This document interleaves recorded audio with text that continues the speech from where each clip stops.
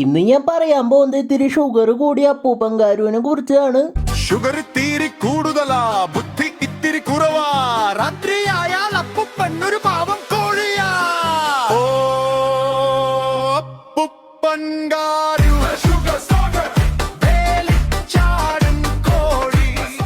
എടോ, ഈ രണ്ട് പീക്കിരി പെണ്ണുങ്ങളും വെച്ചിട്ടുള്ള തന്റെ അപരാധിക്കലൊന്ന് അവസാനിപ്പിക്കോടോ.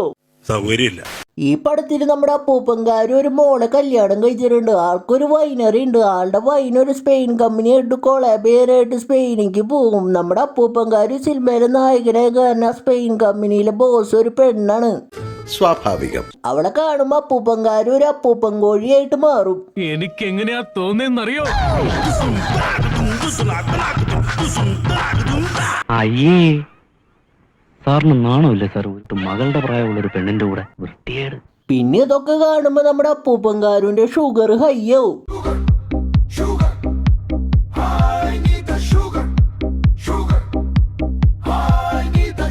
ഷുഗർ കൂടിയാൽ അപ്പൂപ്പൻ മാറും, മാന്യം മാറിയൊരു കോഴിയാകും. പിന്നെ ബീച്ച് വെച്ചിട്ട് അവളെ കുറച്ച് സായിപ്പുമാരെ അറ്റാക്ക് ചെയ്യും. അപ്പൊ അങ്ങോട്ട് അവളുടെ പിയെ വന്നിട്ട് അവളെ രക്ഷിക്കും. പിന്നെ അങ്ങോട്ട് ഒരു 20 മിനിറ്റ് ഇവന്റെ ചളിയാണ് നമ്മളെ ചിരിപ്പിക്കാനായിട്ട്. ചിരിക്കണം. എന്താ ഒരു വലിയ തമാശ പറഞ്ഞതല്ലേ? ചിരിക്കണമെങ്കിൽ ചിരിക്കാം. സാറിന് വിരോധമില്ലെങ്കിൽ ഒന്ന് ചിരിച്ചാ തിരക്കേടില്ല. മതിയോ? പോരാ, ഞാൻ പ്രതീക്ഷിച്ച അത്ര നന്നായില്ല. എടുത്തോട്ട് പോണോ, രാവിലെ ഒരു തമാശക്കാരൻ വന്നിരിക്കുന്നു. പിന്നെ അപ്പൂപ്പൻകാരും അവളുടെ പിന്നാലെ നടന്ന അവസാനം അവള് സെറ്റാവും. ഹായ് അപ്പൂപ്പൻകാരു, ഐ ലവ് യു. അപ്പൂപ്പൻകാരന് എത്ര പ്രായമായി? എടി, ഒരു 3 പ്രാവശ്യം പ്രായപൂർത്തിയായി എനിക്ക്. ഓ, അപ്പൊ അത്ര ചെറുപ്പാണല്ലേ. പിന്നെ അപ്പൂപ്പൻകാരും ആളുടെ വൈന് അവൾക്ക് ടേസ്റ്റ് ചെയ്യാനായിട്ട് കൊടുക്കും. അപ്പൊ അവൾക്ക് അത് ഇഷ്ടാവും. നല്ല രുചി. എന്താ ഇത്? ഇത് വെള്ളക്കഷായ, ആയുർവേദ വിഭവങ്ങൾ ചേർത്ത് ഞാൻ ഉണ്ടാക്കിയ പാനീയം, വയറിന് അത്യുത്തമം. പിന്നെ ഇവള് ഗാരുവിന്റെ കമ്പനിയായിട്ട് കൊളാബ് ചെയ്യും. എന്നിട്ട് അപ്പൂപ്പൻകാരും അവളെയും കൊണ്ടൊരു ഡാൻസിന് പോവും. മോഡല്ലേ അപ്പൂപ്പൻ വരുന്നുണ്ട്. അപ്പൂപ്പൻകാരു ഇത്തിരി ഷുഗർകാരു. പിന്നെ അപ്പൂപ്പൻകാരും അവളെയും കൊണ്ട് ബാറിൽ പോയിട്ട് അവളെ നിർബന്ധിച്ച് വെള്ളം അടുപ്പിച്ചിട്ട് അവളെ വീട്ടിൽ കൊണ്ടുപോയിട്ട് അവളെ എൻകൗണ്ടർ ചെയ്യും. എനിക്കൊരാശ്ചര്യം, ഒരു മനുഷ്യൻ തന്റെ ജീവിതത്തിൽ എങ്ങനെയാണ് ഇത്രയും പേരെ പീഡിപ്പിക്കുവാൻ സാധിക്കുന്നത്? പിന്നെ രാത്രിത്തെ എൻകൗണ്ടർ ഒക്കെ കഴിയുമ്പോൾ അപ്പൂപ്പൻകാരും പെട്ടിയൊക്കെ പാക്ക് ചെയ്തിട്ട് നാട്ടിലേക്ക് ഭാര്യനെ കാണാനായിട്ട് പോവും. പൊണ്ടാട്ടിയെ പറ്റിച്ച് നടക്കുകയാണല്ലേ കള്ളൻ. പിന്നെ നമ്മുടെ അപ്പൂപ്പൻകാരൂന് ഒരു അളിയനുണ്ട്. ആളുടെ ഡിങ്കോൾഫി വൈഫ് പൊക്കി. അപ്പൊ ആ തല്ല് സോൾവ് ചെയ്യാനായിട്ട് അങ്ങേരെ അപ്പൂപ്പൻകാരൂനെ വിളിക്കും. എന്നിട്ട് അപ്പൂപ്പൻകാര് വന്നിട്ട് ഡിങ്കോൾഫി ഒക്കെ തെറ്റല്ലേ മോനെ എന്ന് പറഞ്ഞിട്ട് ഒരു 2 മിനിറ്റ് ഉപദേശിക്കും. പിന്നെ നമ്മുടെ അപ്പൂപ്പൻകാര് വൈഫിനെ ചീറ്റ് ചെയ്തതിന് സാഡായിട്ട് ഒരു സൈക്കോളജിസ്റ്റിനെ പോയി കാണും. എന്നിട്ട് ഞാൻ വൈഫിനെ നൈസായിട്ട് പറ്റിച്ചിട്ട് ഒരു ഡിങ്കോൾഫിക്കേഷൻ നടത്തി. ഞാൻ ഇനി എന്താ ചെയ്യണ്ട എന്റെ തെറ്റ് മാറാനായിട്ടൊന്ന് ചോദിക്കും. അപ്പൊ ഡോക്ടർ പറയും, എടാ ഒറ്റ വഴിയുള്ളൂ, നിന്റെ വൈഫിനെയും കൂട്ടിയിട്ട് നീ ഒരു ഐറ്റം ഡാൻസ് കളിച്ചോ, ഒക്കെ സെറ്റാവും എന്ന് പറയും. ഇത് കേൾക്കുമ്പോൾ നമ്മുടെ കാരു ഓ ഡോക്ടർ പറയണ പോലെ ആയിക്കോട്ടെ എന്ന് പറഞ്ഞിട്ട് വൈഫിനെ പോയി കണ്ടിട്ട് അടുത്ത ഐറ്റം ഡാൻസിനുള്ള സെറ്റപ്പ് റെഡിയാക്കും. നിങ്ങൾക്കൊക്കെ തമാശ ഒരു ഐറ്റം ഡാൻസ് കുത്തിക്കയറ്റാൻ പെടുന്ന പാട് എനിക്കറിയാം. മനിതർ ഉണർന്നു കൊള്ളുക, ഇത് മനിത കാതലല്ല, അതെയും താണ്ടി പുനിതമാണത്. അഭിറാമിയെ താലാട്ടു സ്വാമിയെ നാം താനെ തെരിയുമാ. പിന്നെ നാട്ടിലെ ഒരു കമ്പനി മീറ്റിംഗിന്റെ ഇടയിൽ നമ്മുടെ അപ്പൂപ്പൻകാരും മറ്റേ പെണ്ണിനെ കാണും. അപ്പം മൂടാവും. ഞാനൊരു വികാര ജീവിയാണ്. ഇൻസുലിൻ തരാമെന്നു പറഞ്ഞിട്ടും കേട്ടില്ല. മധുരം തേടി അപ്പൂപ്പൻ പാതിരാത്രി നടപ്പാണ്. സൂക്ഷിക്കേണ്ട ഷുഗർ അപ്പൂപ്പൻ വരുന്നുണ്ട്. പിന്നെ അടുത്ത ദിവസം നമ്മുടെ അപ്പൂപ്പൻകാരും അവളെ വിളിച്ചിട്ട് ഓഫീസിലേക്ക് വരാൻ പറയും. എന്നിട്ട് അപ്പൂപ്പൻകാരും ഓഫീസിൽ വെച്ചിട്ട് അവളെ കെട്ടിപ്പിടിക്കണതിന്റെ ഒരു ട്യൂട്ടോറിയൽ തന്നെ നടത്തും. സൈഡിൽ നിന്ന് കെട്ടിപ്പിടിക്കും, ഫ്രണ്ടിൽ നിന്ന് കെട്ടിപ്പിടിക്കും. അത് അളിയൻ കാണും. ഇങ്ങനെ ഒരു 5 മിനിറ്റ് ഇയാൾ ആ കൊച്ചിനെ കെട്ടിപ്പിടിച്ച് കൊല്ലും. മുതലെടുക്കണേണ സജി കൊതിയുണ്ടാടാ.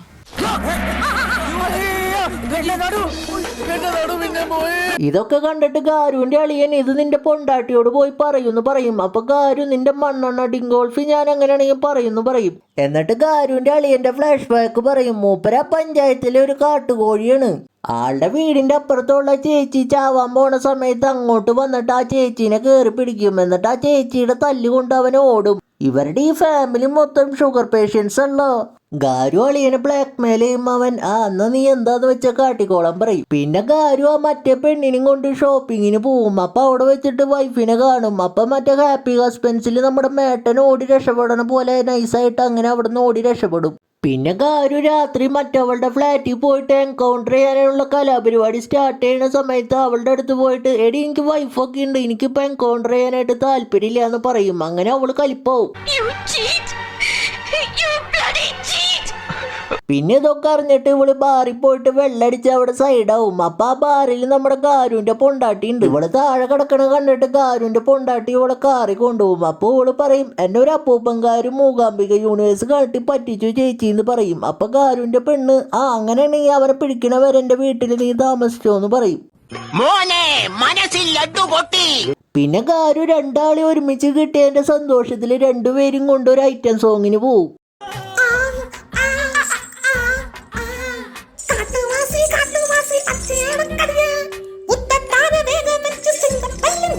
പിന്നെ അവൾ അന്ന് വെള്ളടിച്ച് സൈഡായിട്ട് കിടക്കുന്ന സമയത്ത് അവളുടെ ചേട്ടൻ ഫോൺ ചെയ്യും. അപ്പം അപ്പൂപ്പൻകാരുവിൻ്റെ പൊണ്ടാട്ടി ആ ഫോൺ എടുത്തിട്ട് അവളെ ഒരാൾ പറ്റിച്ചു എന്ന് പറയും. അപ്പം അങ്ങോട്ട് അവളുടെ ചേട്ടൻ വരും.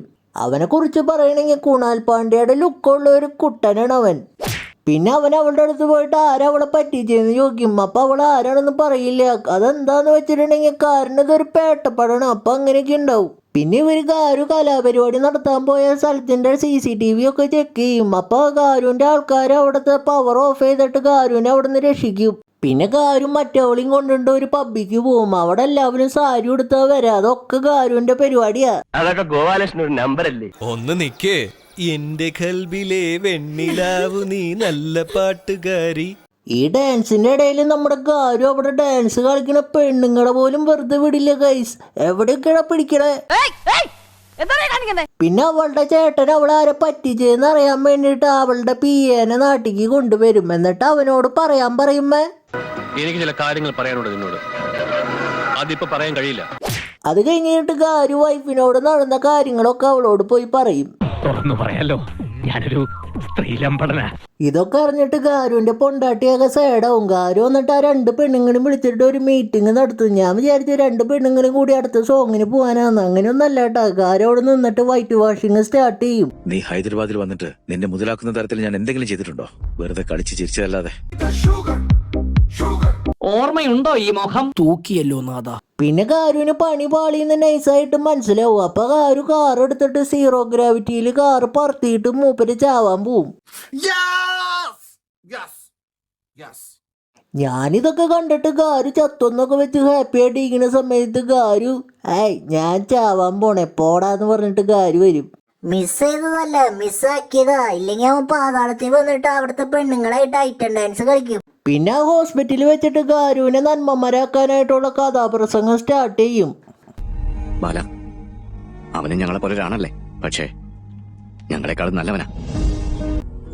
നിങ്ങൾ ആ സത്യം അറിഞ്ഞ് വേദനിക്കുമെന്ന് അറിയുമ്പോഴുള്ള ആ ഭാരം ഉണ്ടല്ലോ, ആ ഭാരം മുഴുവൻ ചുവന്ന ബലരാമനാ കിടക്കുന്നത്.